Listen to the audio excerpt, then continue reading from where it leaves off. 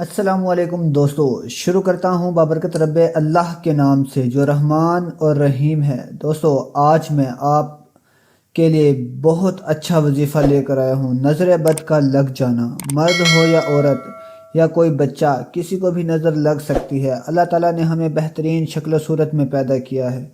جب کسی کو نظر لگتی ہے تو وہ انسان بیمار رہنے لگ جاتا ہے۔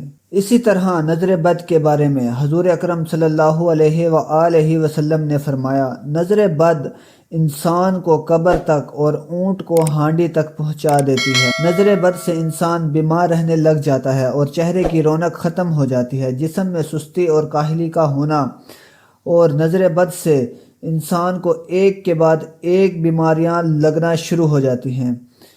آج جو وظیفہ میں بتانے جا رہا ہوں، اس آیت کو پڑھنے سے انسان کے اوپر لگی ہوئی بری سے بری نظر بھی ختم ہو جائے گی۔